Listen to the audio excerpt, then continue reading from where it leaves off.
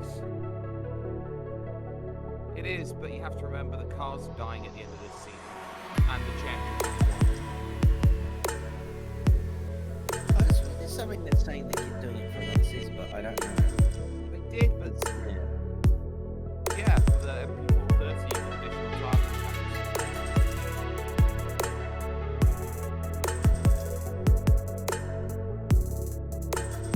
Because it was like, oh, they can't do it because of X, Y, and Z.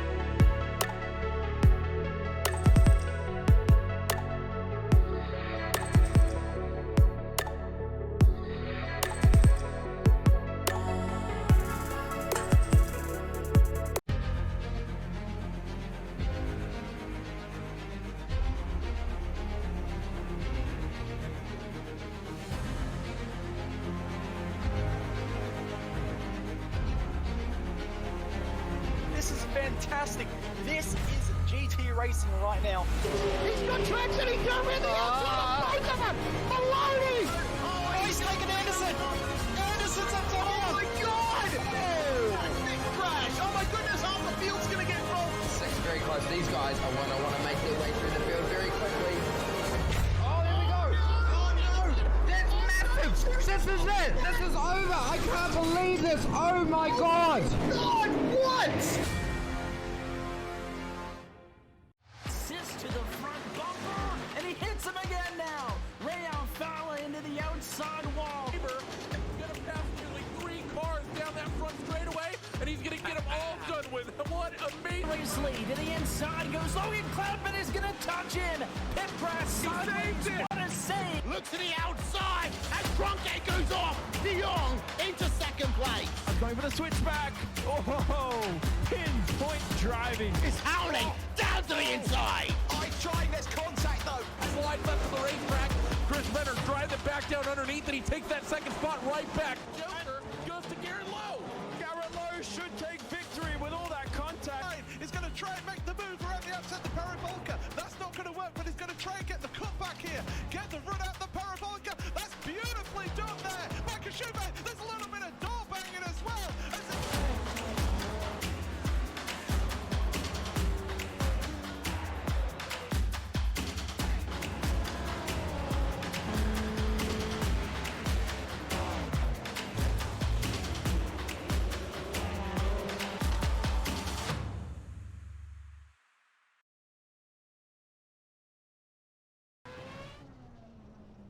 Week 13 is normally the one where everybody takes their foot off the pedal and just relaxes. They step back a little bit and go, well, my season was this, that, and the other, and this is what I need to do to find that improvement. Not this week 13, though. We have one extra race in the calendar, but a season already wrapped up with a slew of dominant performances means that this is a race for pride that so many people will be looking to watch here today. It's your iRacing Grand Prix Series season finale here on 2020 Season 3 on the iRacing schedule. We're here on SimSpeed TV for your coverage and presentation, and we are here in Norfolk, England, for Snetterton is the place where we race here today. My name's Jake Sperry, joined alongside by Cameron Dance, as always, in what some may be looking at here as an end of an era for the classics moving on forward, some would say here, Cam, because of the fact we have the likes of what's coming up on the next build, some would say, of iRacing, and that fantastic MP430 coming back, reworked and a little bit better. It's going to be something worth keeping in mind as we zoom on in using the Google Earth Cam here in exactly where we are. There is Norwich up in the middle right there, almost on the derriere of the United Kingdom, as we zoom on in right now and see exactly where this place is located and exactly how brilliant this track can be. It almost folds in on itself time and time again, and it's almost like you could say here, Cam, the Flapjack Circuit of the United Kingdom. Yes, certainly. It's a technical circuit and one that you typically wouldn't put a Formula 1 car on, but nevertheless, it's definitely a very, very fun circuit, and be interesting to see how it goes today and what sort of racing it's going to produce for us.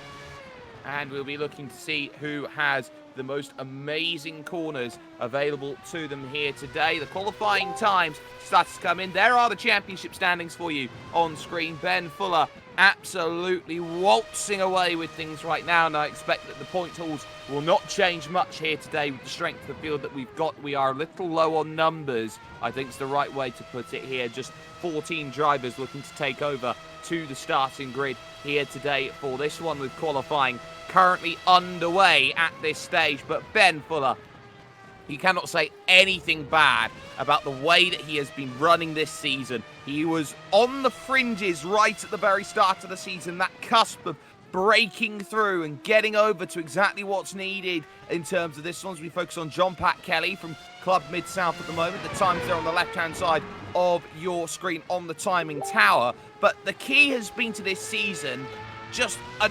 unbelievable wealth of improvements, and to quote turn number one, a lot of riches. Yes, certainly. He's struggled earlier on and then just suddenly out of nowhere just blasted beyond what anybody has been doing and has gone on to challenge for wins and podiums and just has not stopped since. It's just been a continuous domination by the man. He's just done everything that he needs to all season long from that point onwards. So yeah, props to him on just being able to do exactly what he's needed to do and pretty much come away with an easy championship. Here's John Pat Kelly now down into third position thanks to Alan Turner, and over the line it moves up into second there on a 1:21.8, so a good lap time there from John Pat Kelly. This is Jan Strutinsky right now out there on a flyer going down the long back straight here towards arguably one of the most difficult corners on this circuit. The left hand brake whilst you turn corner, which goes into the next right, which always is very easy to make a meal out of it. I know I've done so on a number of occasions, through the bomb hole and now into Corran Corner. Yeah, very, very high speed committed section of road in this final sector, making sure you're hitting all the apexes and he's clearly done that quite well as he comes across the line to do a lap, and it's going to put him up into number 3. Exactly, a great time from Jan Strutinsky, then jumps ahead of John Pat Kelly. Sam Fitzpatrick up into second, but don't hold your horses just yet. That's a Ben Fuller out there on circuit. Now, we know that you cannot finish a lap time if you have less time remaining, but look at that. Over the line, it's a 1:19.3, and it's nearly a full second quicker as they go past the victory tree, which will be laden in memorial there at Wilson Corner, which of course is a corner named in memorial after the late Justin Wilson. But that tree went down in one of the various storms that battered the UK sometime last year, so that tree, very much like the oak tree, Cam, will live in memory.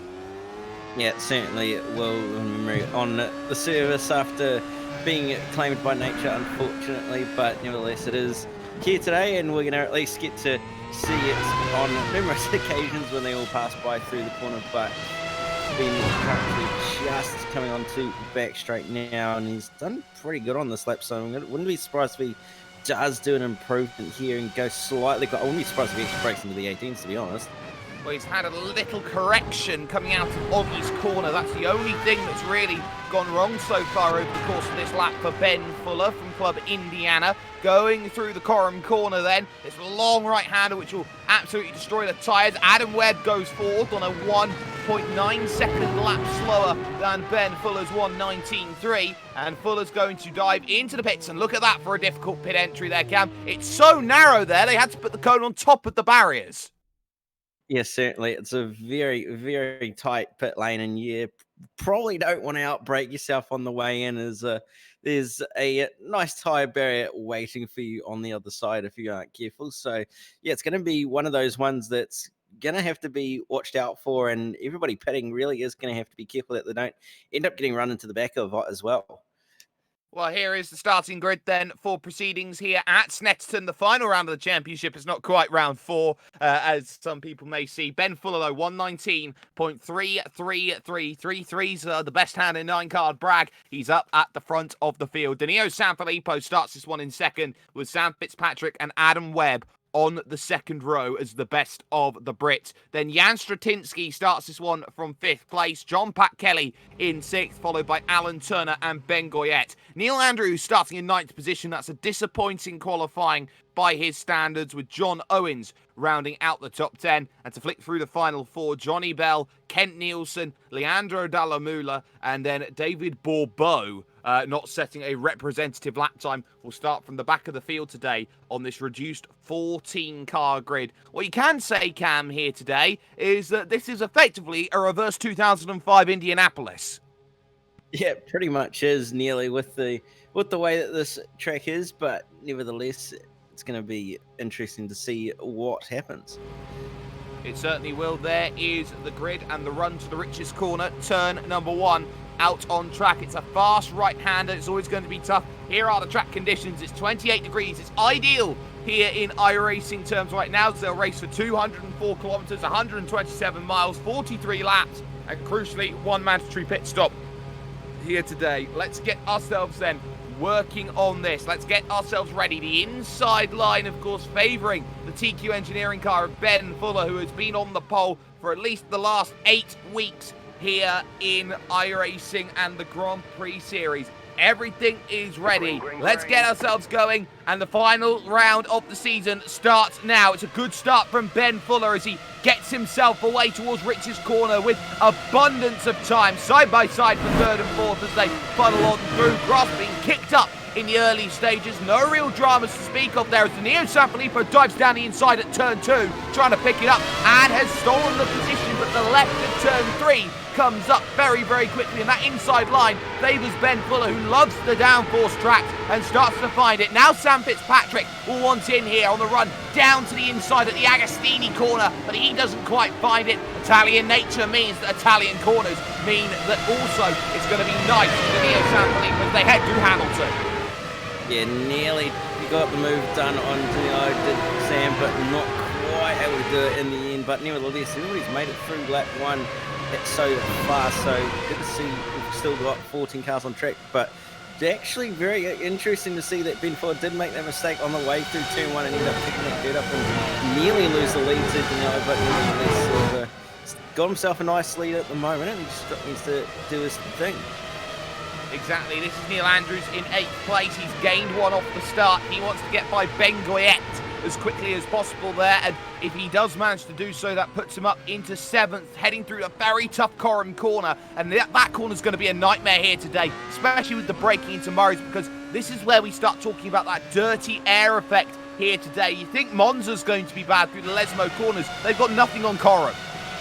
Yeah, certainly. It's track very, very high downforce in its own regard when you're on your own, so it's going to be even worse when you're behind a car and having dirty air as Ben Goyette's run a little bit deep and nearly plowed it into the back of John Pat Kelly, but he's managed to pull it up regardless. Very, very close though.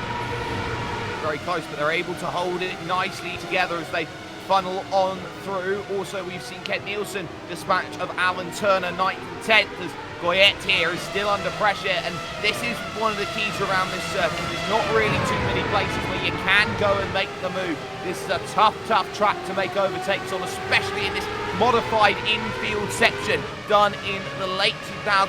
going through the Williams corner now and onto this Bentley straight and trying to get as much of a run as possible here to make sure that you got that line down on the inside. It's all nice and fine at the moment, but the key here is that you just don't get enough of a run going through slow corner after slow corner after slow corner to really maximise that straight. Yes, certainly. You don't really get to maximise the downforce either because you're not driving as hard and not carrying as much speed through the corner as well. So it's kind of one of those weird things where the car's naturally not able to use the grip that it's got, and you're trying to counter that with being able to carry as much momentum as possible. But nevertheless, everybody seems to be doing reasonably well, but you can just see the dirty air effect on John Owens as we ride on board, just not able to carry the speed that he probably should be able to through turn 1. No, he's struggling here as John Owens wants to get through as soon as possible. Alan Turner had a good qualifying, but the race pace isn't there at the moment. There you can see the big check out then on the brakes from John Owens. He thought about the inside, but the momentum always carried there by Alan Turner, hitting the brakes, going into the next left-hand bender. Agostini heading to the Lewis Hamilton corner here, and one of the things around this Snetterton circuit is all the corners, or most of the corners are named after various fables and famous drivers. I know Martin Brundle's got a corner around here, Lewis Hamilton now with a corner around here as well. This place is very much one for finding yourself with a name in lights. There's the train going down towards the left and the right, which come up in a very short moment. There they are right now, and this is one of those tough circuits where you don't actually get many places here to check out where your brake marker is, Cam, because we are in farmers country here in Norfolk, and that means it's flat fields. Yeah, it certainly is. You can just see, even in that last sector alone, there's just so much grass that you don't really have any reference points as to where the brake markers are or any sort of stuff like that. You're looking quite actually out towards the fence and that sort of stuff to actually pick out the brake markers for various different corners when there aren't actually brake boards on the side of the road. So it really is one of those tracks where using your peripheral vision is really, really key to being able to drive it really, really hard and get a very, very good lap time. But nevertheless, it is one of those challenges around this sort of circuit and some of those tracks out there as well, where you just got to be able to utilize what's going on around you to be able to use those reference points.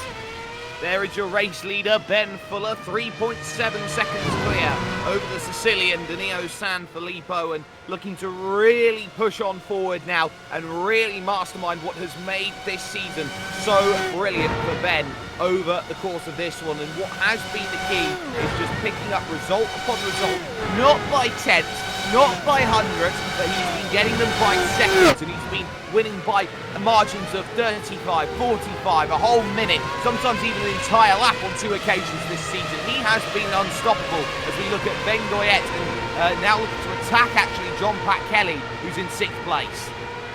Yeah, it's actually slightly quicker than last time, but a bit deep on the brakes though into the final three. He's going to be now going to lose 2 spots actually if he's not careful. Keith Nielsen is possibly going to get one, but Neil Andrews going to definitely get one around the outside as they head on the way towards turn number 1, and Nielsen has just got hold around the outside of Ben and managed to get a position. Nielsen going round in contact. No. Big accident, and there's no way to stop it. He finds the field there on the outside, and that is Ben Goyette running into huge troubles, and he will not be happy about that one. We will catch the Motum Simulation replay and see exactly how this one all came about, and we got it on slow-mo as well. Neil Andrews made a fantastic move around the outside, but I want to see this from Kent Nielsen's perspective here, because this is key. He goes through, he has to leave the room right there, but has there been a case of moving in on the inside, Cam, or is this a case of Kent Nielsen sticking his nose where it doesn't belong? Well, probably I'm going to say sticking his nose in, as that was very marginal and then just came back across, and unfortunately contact has been made. So yeah, that's a little bit unfortunate for Ben, as he didn't really do anything wrong, but I could see what Kent was trying to do, and unfortunately it didn't quite turn out as how he hoped.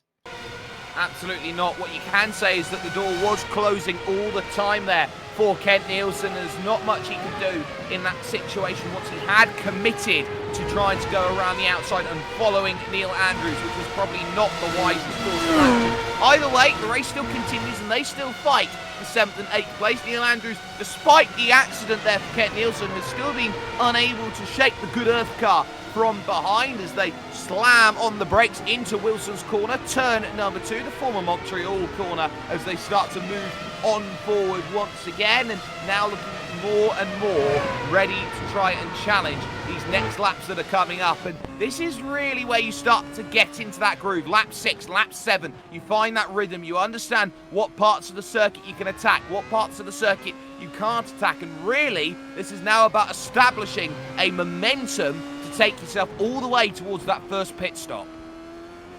Certainly, and then also trying to use that pit stop in some way or form to help undercut or overcut someone around you, to use that ability to jump them and get ahead of them all. But yeah, it's just one of those things that's going to be quite interesting, especially with the fact that there's so much error wash around here.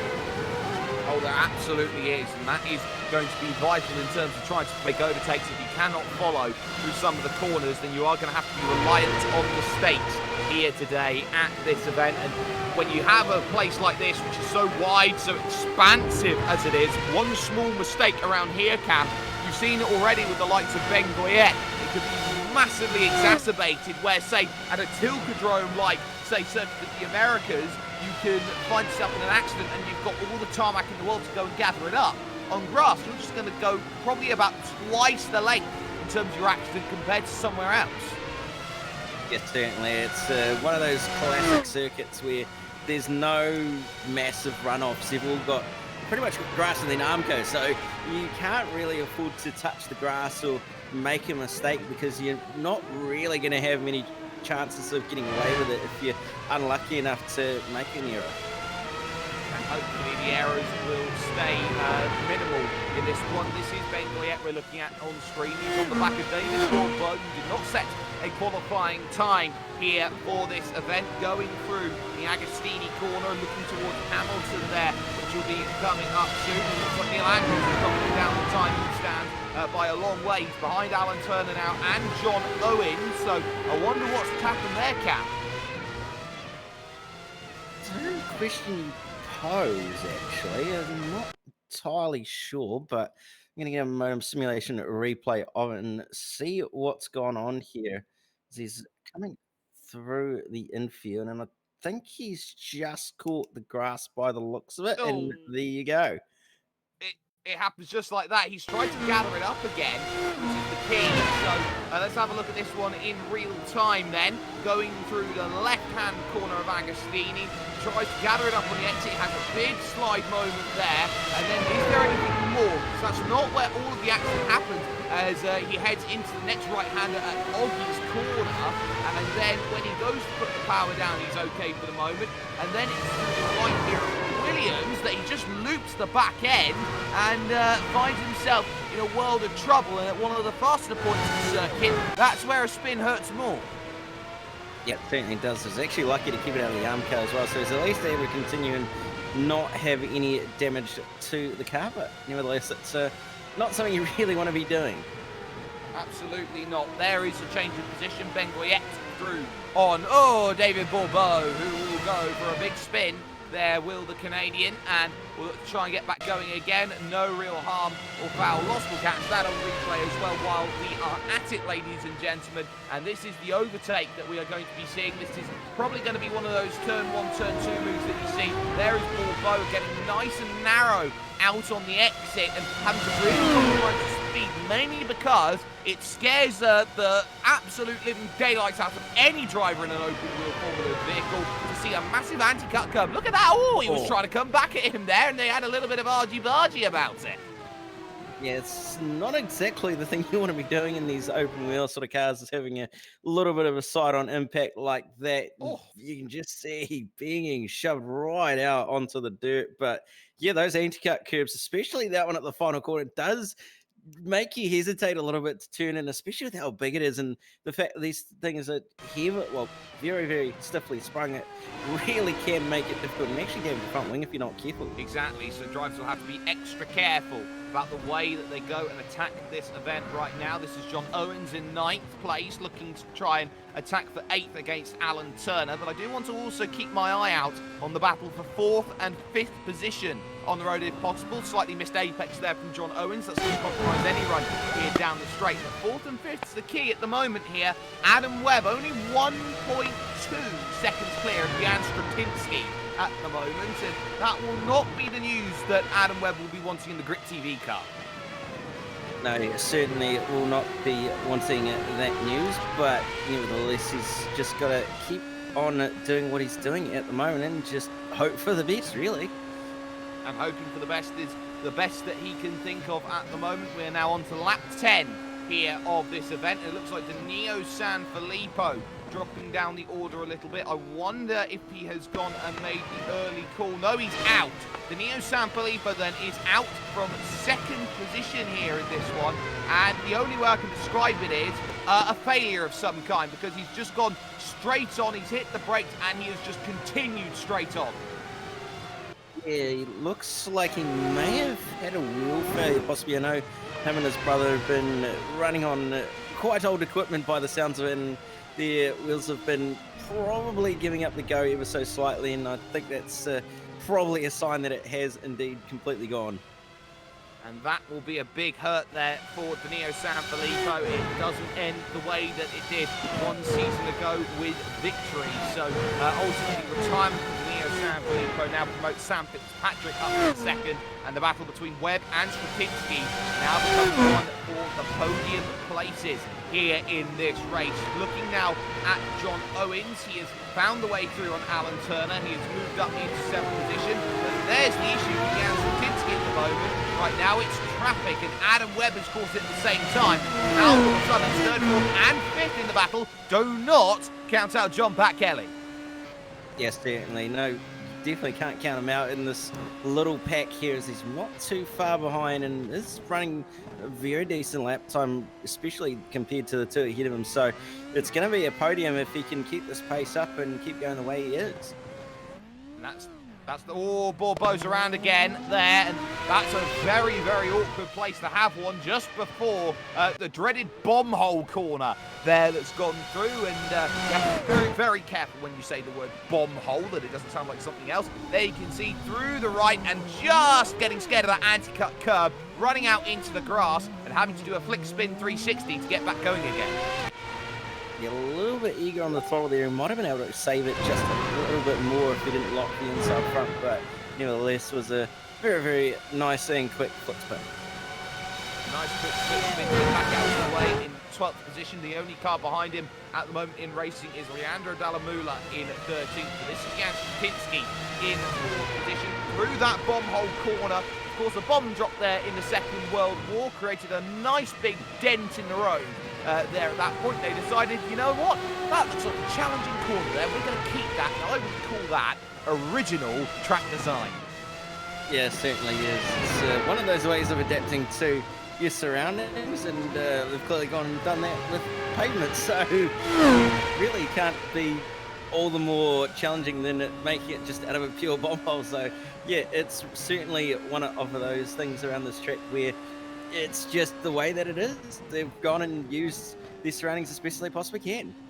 It's one of the oddities of Snetterton as you go and race around this place. And of course, you can also do so when you sign up to iRacing. There are many different promotional codes available to you if you know where to search about.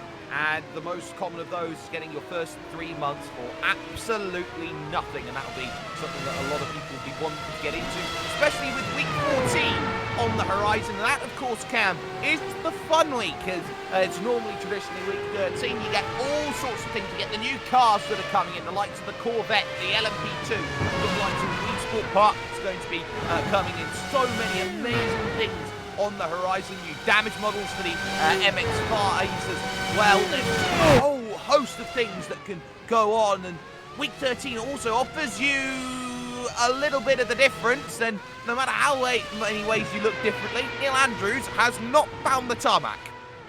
Yeah, certainly running off the road there ever so slightly was Andrews, breaking himself a little bit there on the way into the corner. It seems to be a corner that's catching a few people out as well, just locking the inside front, and then off the road he went. But yeah, there's a lot of content coming in this build that's going to be really, really exciting. I mean, you've got the Corvettes coming, which, as everybody on iRacing knows, the impossibles happen with that, but nevertheless, we're finally getting the nice, beautiful C8R, and then obviously you've got various different tracks and other sort of stuff in terms of audio, and yeah, it's just going to be a really, really cool build, and excited to see how it's going to unfold in the next few weeks.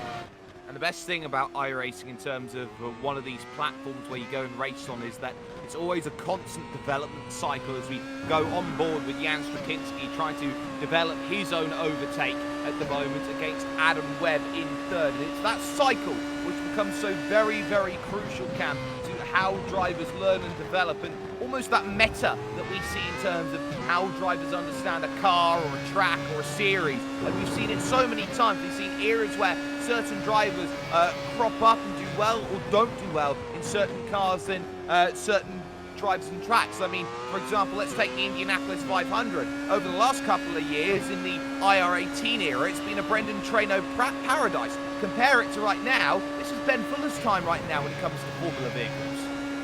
Yeah, it certainly is. It's one of those things where there's one person or a very small handful of people that suddenly pop out of the woodwork out of nowhere and just suddenly dominate a specific car. I mean, you talk Brendan Traynor in the IndyCar, you've got the likes of Jared Fullsail, Josh Rogers in the V8s, Ben Fuller in the F1 car, and all those sort of drivers that really just rise up to the top and really do just dominate in an unbelievable fashion that you just don't expect in this day and age, and it's really, really good to see, and just mixes things up compared to what it might have been with having the likes of the older drivers who have been around for a longer time. Exactly, and that's what we see. We are not in the era anymore of Gregor Hutu and Martin Kroenke going toe-to-toe, door-to-door. A bit of Mitchell de Jong put into that as well. We're now in a brand new era of sim racing, and it is so very wonderful to catch it time and time again. And speaking of catching things time and time again, you've got to tune in 1 week's time when it comes to SimSpeed TV's production over with the iRacing Esports Network, because Cam, the great sim race, is coming. Yeah, it certainly is coming, and it's going to be really, really good to see what happens. So looking forward to it, and yeah, you just can't wait for it. Lap 15 here of 43, and the lead is 22 seconds for Ben Fuller over Sam Fitzpatrick in second place. The key here right now in terms of this event is strategy for those fighting third, fourth, fifth, and now sixth position as well, because Kent Nielsen has jumped onto the back of this train as well, as they are stuck behind the Grit TV Nation car of Adam Webb. And now this strategy becomes key. We know that in this series, Cam, it's not about the tyres that gives you the advantage, it's about how much fuel you have in the tank. Every litre of fuel is akin to about 1/10 of a second around this place, and it's not unnatural to see times drop away by a second with how much fuel gets put into these 2009 spec vehicles. So the worry's going to be, okay, I can sit in this train for about, I don't know, another 15, 20 laps here in terms of this race. I won't say 20, but at least another 15 laps. Or I can pit in, but I will lose track position here in terms of where the fuel is. It's a lose-lose style of car. Yeah, it certainly is. It's one of those weird cars where you're kind of working around what your fuel amount is doing, and how much you're going to be taking in that stop as well is another factor on whether you want to be in the pits for a little bit longer, because tyres happen quicker than the fuel does. So you've got to really try and make it a balancing act of trying to make yourself stop for as little as possible time, while also being able to make it to the end of the race, of course. But yeah, it's just being able to try and make it a balancing act of as best as you possibly can. I think someone who's called Yano and ends in Trulli would be very proud of Adam Webb right now. Yeah, he certainly would be, with the way that he's holding off everybody behind him, and he's just doing everything he needs to at the moment, running well, a very, very low 23s compared to everybody behind who's running 22. So he's got a little bit of weight on his shoulders to try and hold off everybody behind, but he's still doing a really, really good job at the moment. Absolutely, he is. Of course, these cars do not have the drag reduction system available to them, which has been a mainstay in Formula One style racing or Formula racing of this caliber for 10 years. This one, it was the last spec that did not have that, as we see a little bit of battling here going on. That's David Bourbeau. They're getting around Johnny Bell, I do believe that is, for position. So that's the 11th and 12th places switching one back out. Here is Kent Nielsen, though, wanting a way through on John Pat Kelly. Looks to the inside, and suddenly Kent's car, good earth and all, is coming alive here in the mid part of his stint. Yeah, it certainly is. He's really got some pace under that car at the moment, and he's really, really doing well with it as well. So interesting to see how much quicker he gets as the fuel starts to drop more and more and as the laps progress on. So might find that he actually might jump up. Jan Strutinsky, his Webb's off the road, and that's going to allow... All runners advance. That's a massive, massive moment for everyone. Strutinsky and Webb side by side still as they went on through. We'll catch a motion simulation replay. So 3 different things went wrong here, and we've got it in slow motion for you at the moment. The first there is Adam Webb. He locks up. Here's the second issue for Jan Strutinsky. He's followed him, gone wide at that section. Seeing all of this, there is Kent Nielsen, who's thought, oh, wonderful, I've got a chance. Gets too eager on the throttle, round goes the back. And then all of a sudden, John Pat Kelly gets one free position out of all of that. And what's crucial here is that they're side by side at the Hamilton section almost, and Jan Strutinsky didn't have the confidence to get that one done.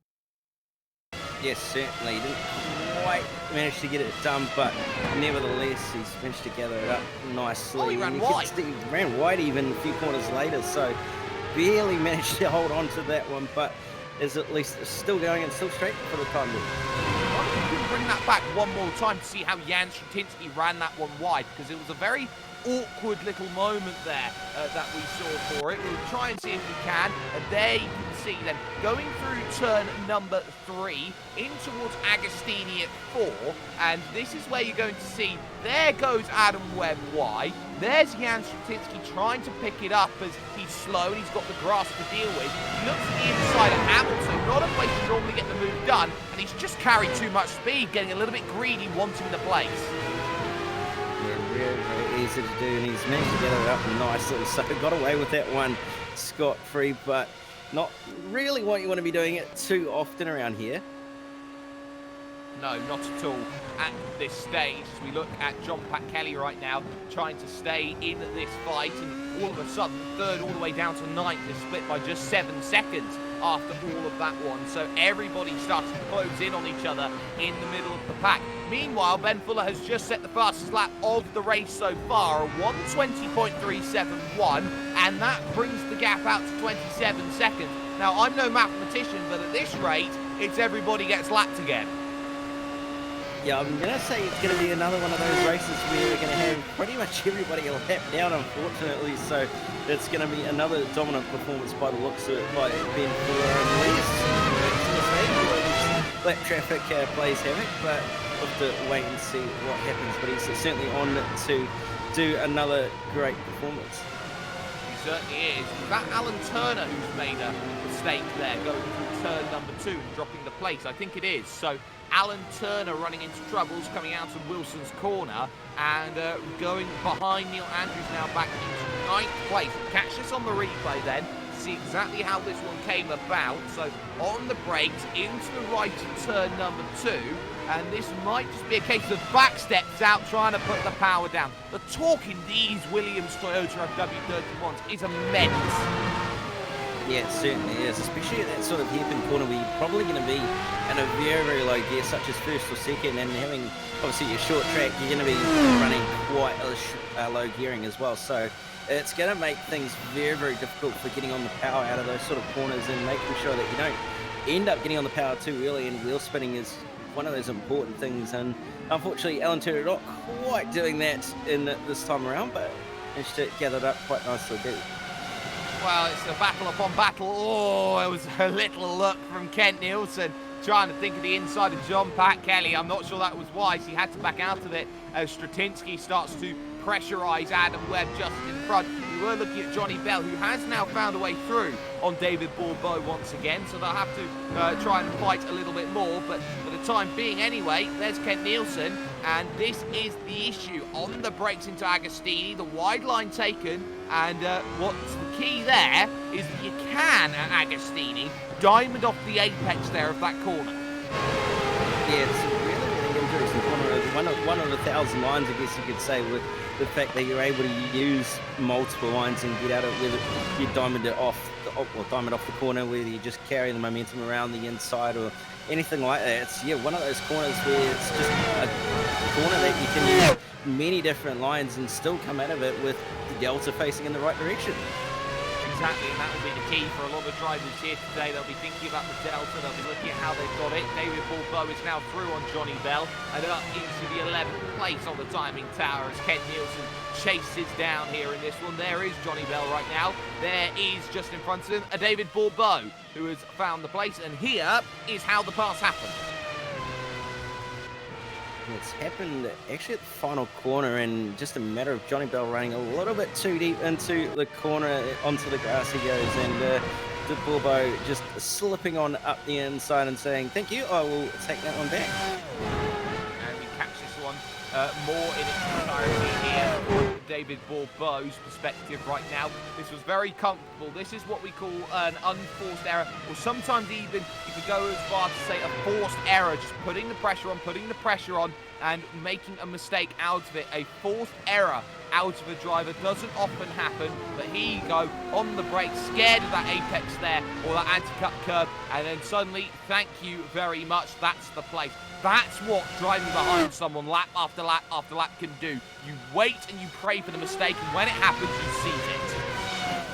Yeah, you certainly do seize it when the opportunity arises, and clearly done a very, very good job there to do exactly that. Was it David Bourbeau? But there's still plenty of racing to go and still plenty of chances to make mistakes as well, so it's just got to keep going at it and put in some nice consistent laps and see if Johnny Bell can come back at him. But this battle is still raging on for just inside that top 5 as now Jens Stratinsky comes down to the lane as the first pit.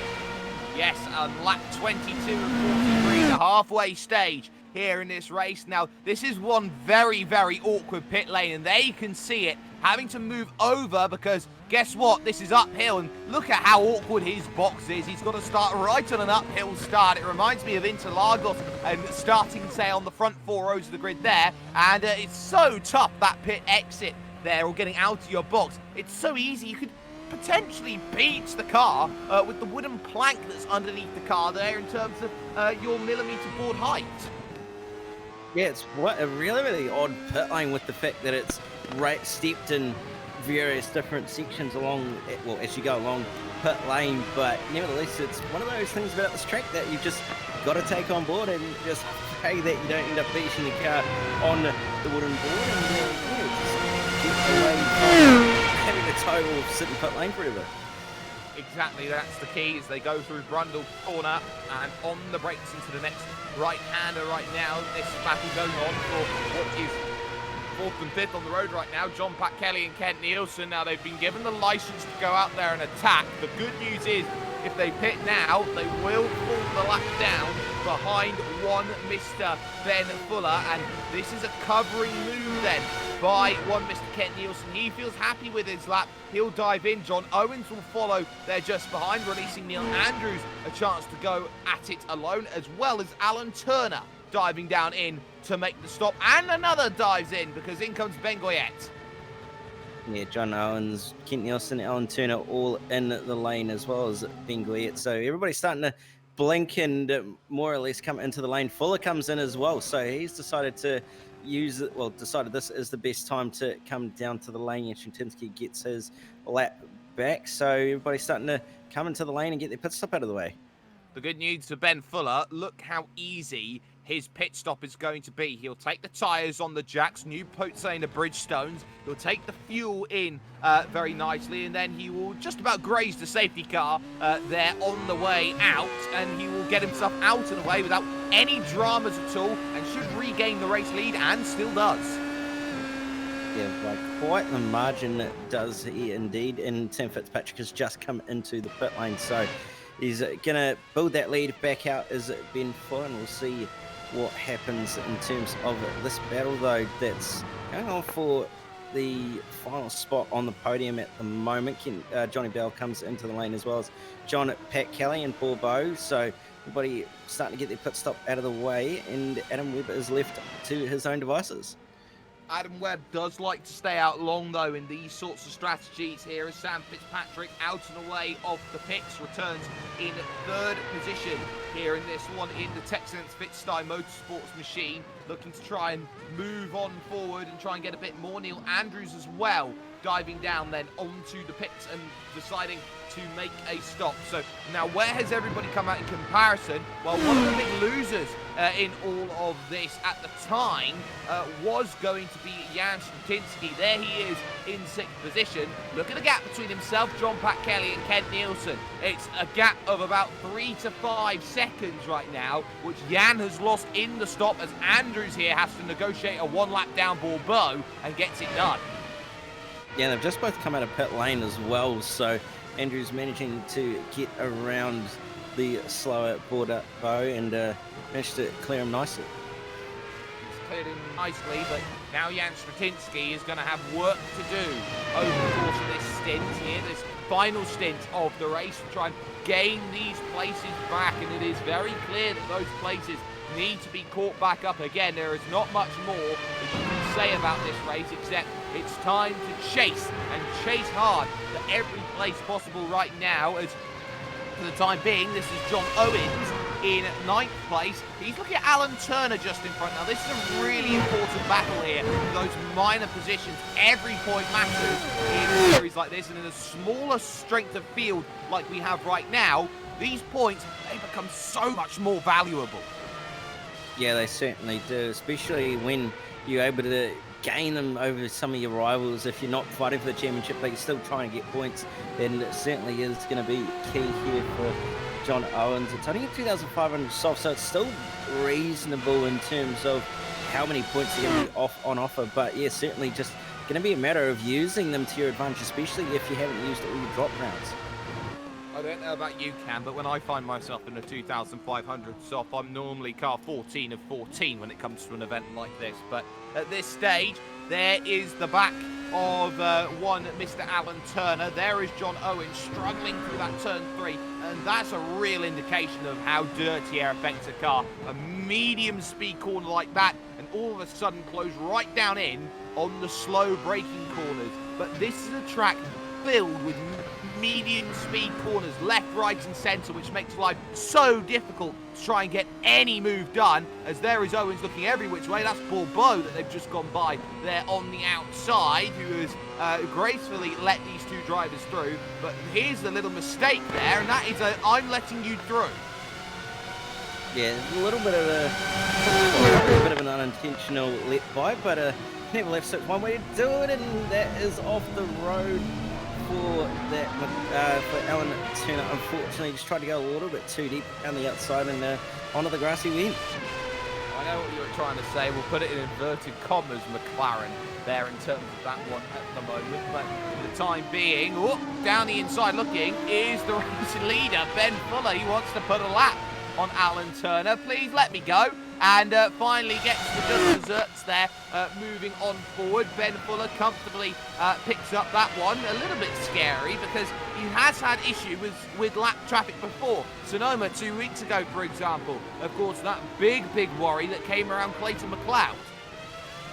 Yes, certainly was a little bit of a problem with that last time out at Sonoma, with both Fuller and McLeod coming together and trading blows by what we saw, but this doesn't appear to be too big of a problem this time out for Ben Fuller, and barely just got away with it. But certainly is one of those things around this sort of tight and twisty circuit, is that lip traffic becomes that much more difficult. And has a big moment and spins right in front of him. Ben Fuller just lifting off, and that is David Bourbeau, who might be in a bit of trouble here today now with those instant points. He continues racking them up. This is an iRacing official race, of course, Cam, and you look at it and you go, well, how many points do I get, as we look at Ben Goyette trying to chase on down Alan Turner on the brakes and not quite getting there. 17 instant points gives you a drive-through penalty. 25 gives you a disqualification. And now that's a little bit different to what it used to be, Cam, in terms of this series, where 17 was the Stonewall hardline. That's it, see you bye.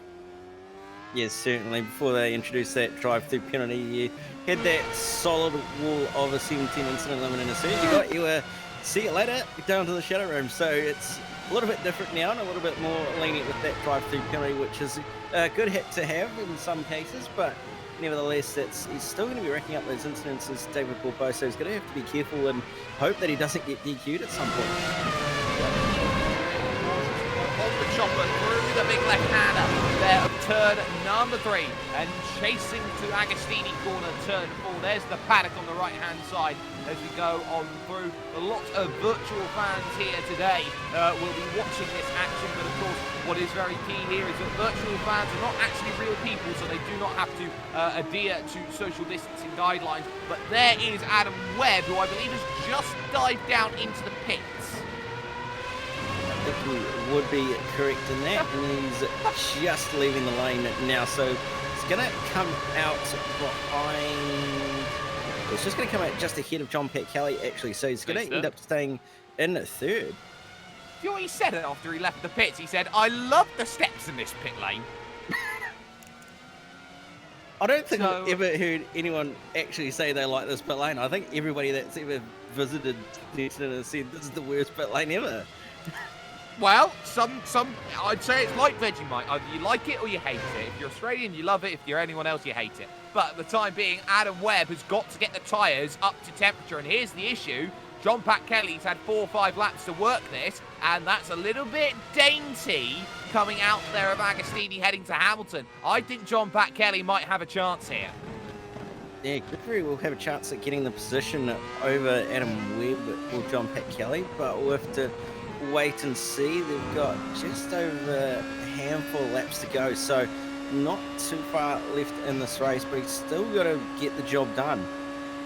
And the worst bit of all the worst is that behind them by not very much will be a Ben Fuller pretty soon, who'll be wanting to get through on all of them in the remaining 15 laps of this event as they go through the bomb hole now to Corrin Corner, as they go through a long right-hand, a bit of traffic as well, as they slam on the brakes, and that's a mistake, scared by the traffic, which gets out of the way, and just like that, there was Leandro Dallamula who they were trying to get by. Adam Webb has been sanctimoniously picked apart by John Pat Kelly, and there down the inside goes Nielsen.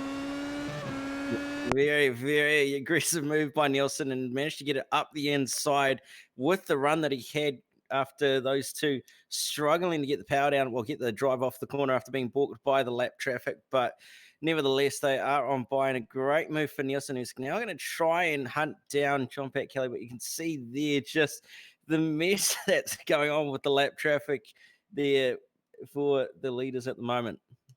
It's always an awkward place there to try and attack and gain as much as you can through there, but the big key is Ken Nielsen, who was just tucked in underneath John Pat Kelly, who I think knew what he was doing there, just giving the draft to one good driver. Now that they're side by side, give it to the other one, and with the pace that comes on through, there is Ken Nielsen diving down to the inside saying, that corner is mine, and lucky there at Rich's that he still had some left, some would say there, for Adam Webb, because that little bit of runoff area there was the difference between him staying on the track and him having an almighty accident looking for fields of wheat.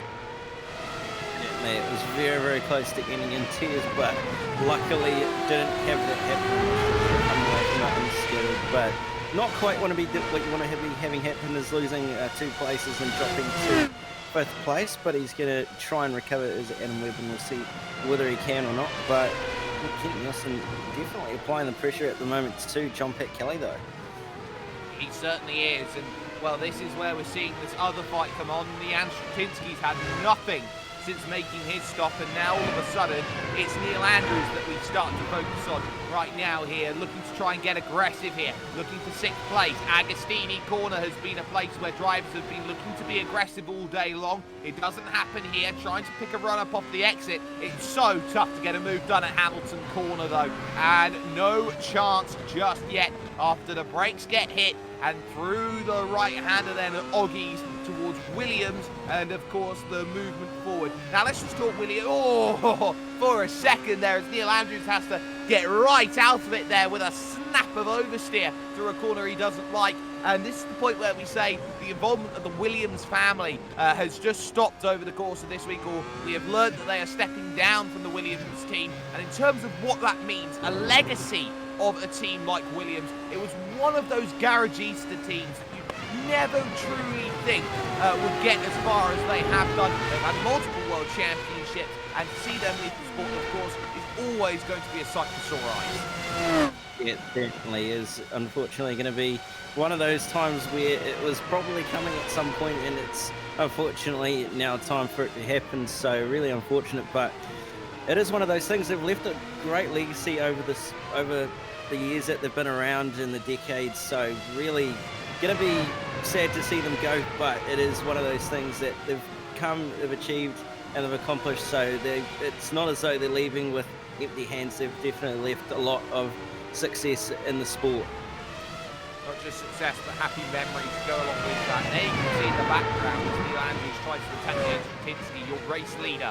Ben Fuller leads by 47 seconds at the moment at the front of the field. The key here, though, is time to lap the whole field, because by this rate of knots, Sam Fitzpatrick survives by about 15 seconds.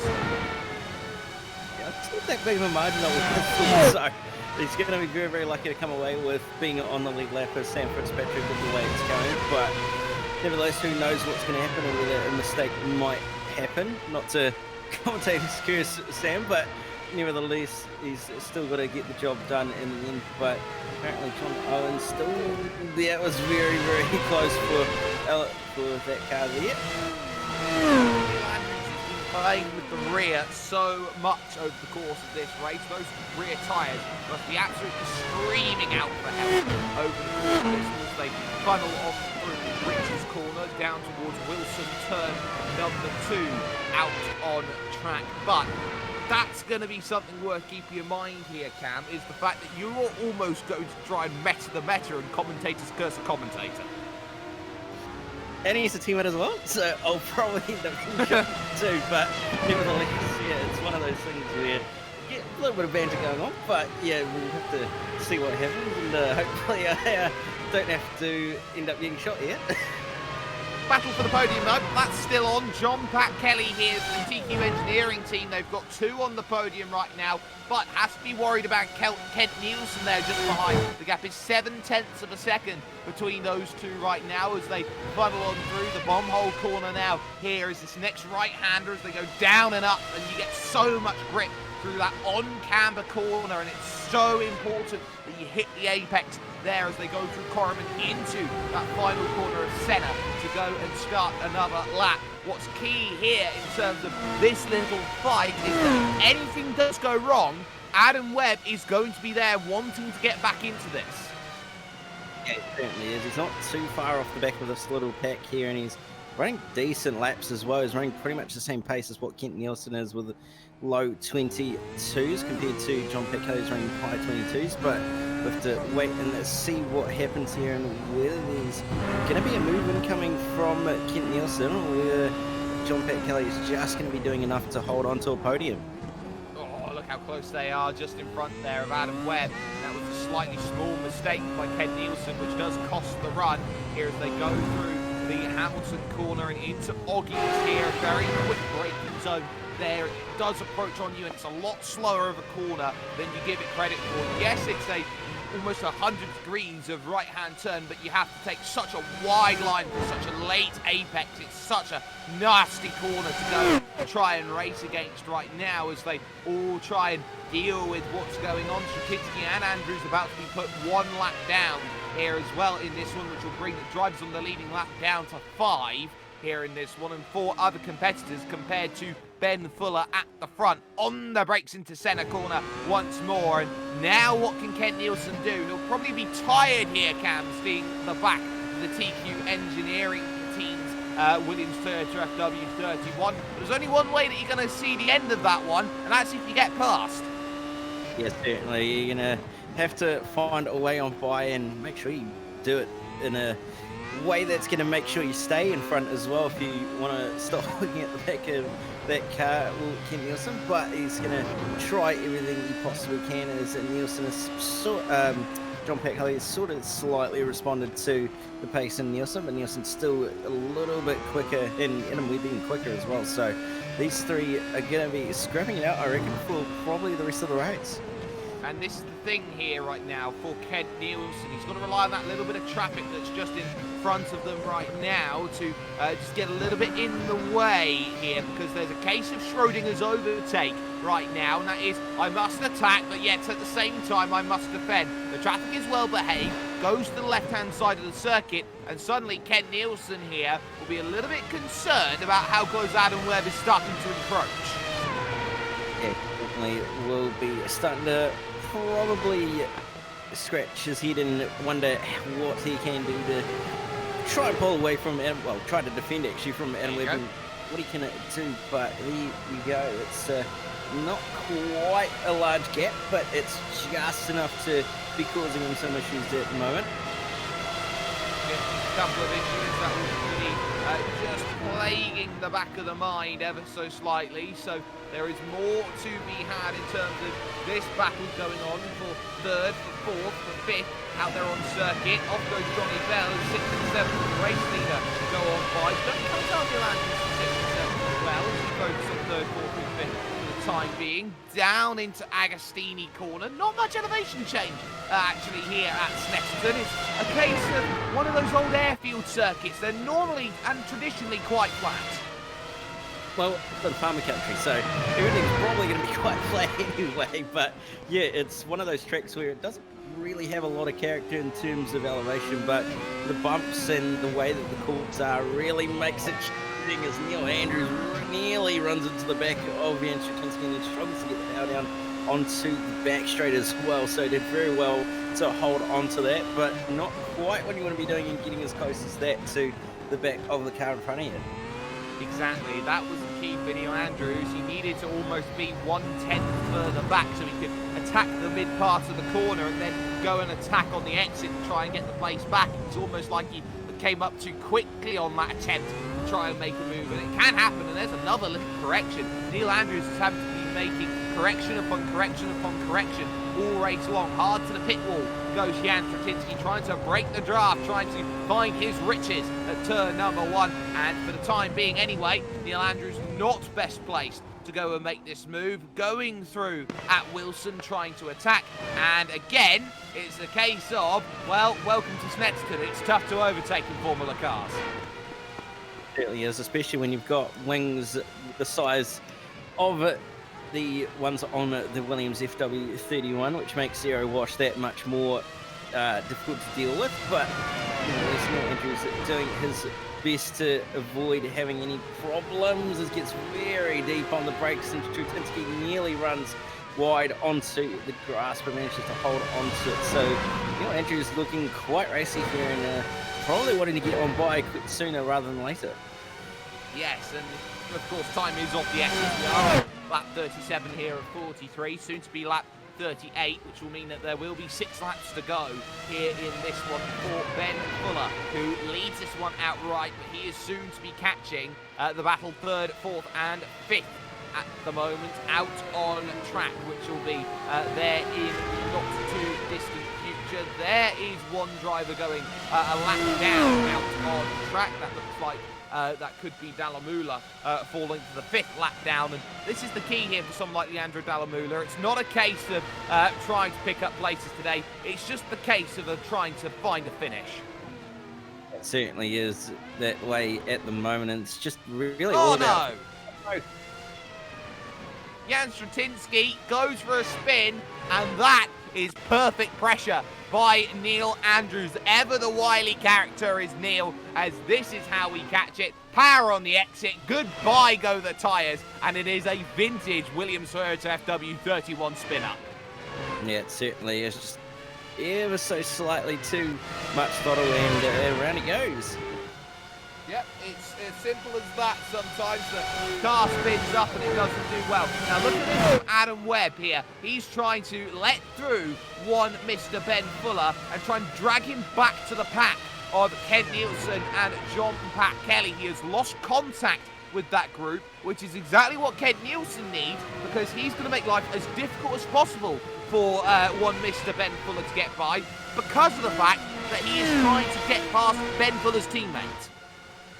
It certainly is going to be one of those things that's going to make it a little bit interesting to see if there's any team orders between Fuller and Kelly when they get to each other, but Adam Webb's still going to have to push on as best as he possibly can and try and close that gap back down to Kent Nielsen, as Ben Fuller's all over the back of Kent Nielsen now and is probably going to want to make a move at some point, but he's going to have to sit station for the time being and wait for that opportunity. Mind games being played by John Pat Kelly as Ben Fuller is reluctantly let through by Kent Nielsen.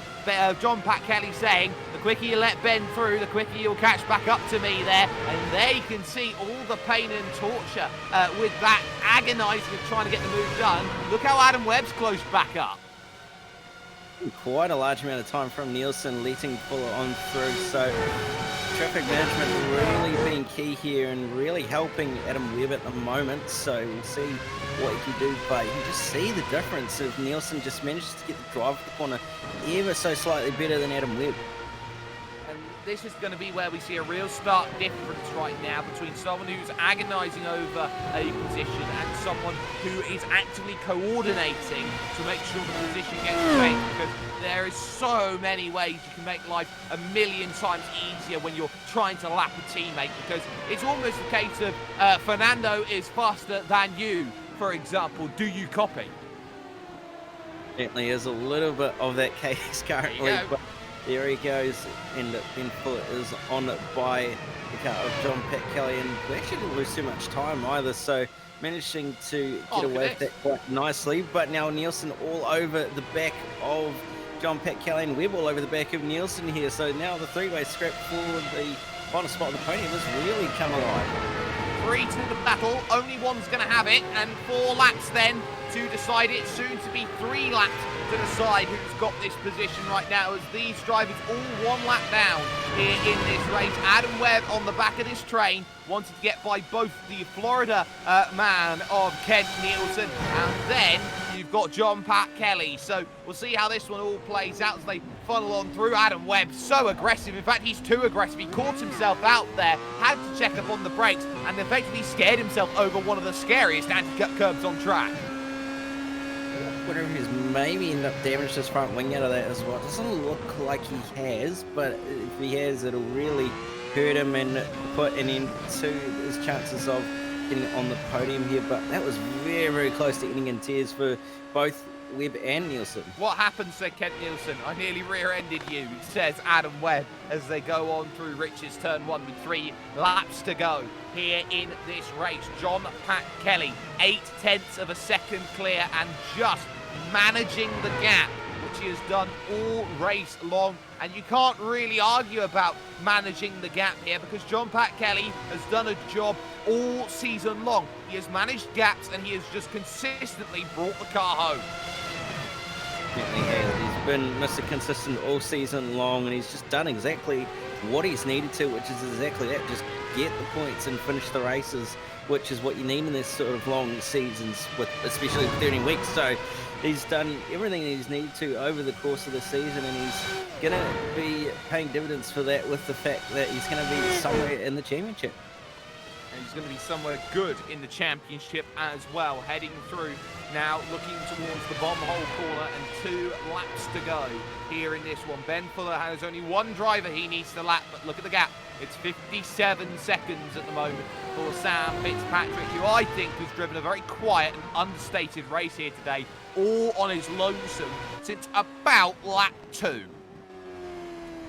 certainly has been well, it's certainly been a quiet race for Sam, doing his own thing out on track to get another podium finish here in the series. But nevertheless, it's was pretty much done exactly what it's needed to, and just cruise around and finish the race. Really, there's no point trying to do anything silly with the fact that you're not going to catch Ben Fuller, and that Sanfilippo has ended up retiring early. So he's just powered on and just finished the race in where he's wanted. Who designs the pit style livery anyway? They need to tilt the fight the other way round so that the end doesn't block out the T there at the bottom. So that'll be something for them that they'll have to have a little look at. But there's more fights coming towards the end of this race. John Owens and Ben Goyette will have a scrap for 8th position here in this one, and he will be looking to try and get himself as close as possible here in the last couple of laps. The last lap will be starting in just a moment's time for Ben Fuller, who is in control at the front of this field. But John Owens right now, he's got to play defense. Certainly does have to play defense to Ben Goyette, who's on an absolute charge at the moment, although Owens slightly quicker that last time by, so looking in favour of Owens. But nevertheless, we'll have to wait and see what happens and whether Goyette's going to be able to pull something out of the hat and have a magical lap to be able to close down that gap really quickly. Well, he's got to try. He's only got one more opportunity then after this. The last lap has started by Ben Fuller, who leads this race outright. John Owens is forced to chase and chase and chase away a run to the county border at this stage, and try and get everything working as good as possible. John Owens doing enough. Ben Goyette trying to chase. It's Carolina versus California as they go through turn number 1. Rich's corner, looking for this fantastic Wilson corner at turn number 2. Through the right, wide. They're almost taking the 200 layout there, the old layout, some would say there. Going through that section of road, did one miss to John Owens, but he's continuing to hold on to that gap, and I think he's doing just about enough there. 7/10 of a second. The gap finds itself. John Owens needs a magical couple of corners if he's going to make anything happen of it. I do not think he is going to get there. For Ben Fuller, though, at the front of the field, this has been a marquee season by his standards. He has been waltzing away. He wins by just a minute as he gets it done at Snetterton. A grand slam, every lap led, fastest lap, and pole position to boot as well. You cannot finish a season better than Ben Fuller did. Definitely a perfect way to round out the season and be crowned champion of the final season in the Williams. So he is the man to have beaten in this car, and he will certainly be leaving his legacy here. There is the battle, 8th and 9th coming to the line. It will be John Owens who holds off Ben Goyette on the charge up the hill to finish this one off. So a nice little battle there coming towards the end of the race, and pretty much everybody now pretty much finished and over the line, just waiting for Alan Turner. There you can see him going through Coram Corner on the drone as we go and finish off these final laps. Confirmation of result then, that will be up on your screen here, ladies and gentlemen. This is how it all finished. Ben Fuller wins it in 43 laps worth of racing action. He did it in 58 minutes and 36 seconds and won by 1 minute and 4 seconds come the end over Sam Fitzpatrick there, the only other finisher on the leading lap. John Pat Kelly gets third with Ken Nielsen in fourth and Adam Webb in fifth position. His chance was dashed a couple of laps from the end there after running over the anti-cut curb. Neil Andrews had slides galore and corrections galore. He gets sixth place with Jan Stratinsky spinning out of sixth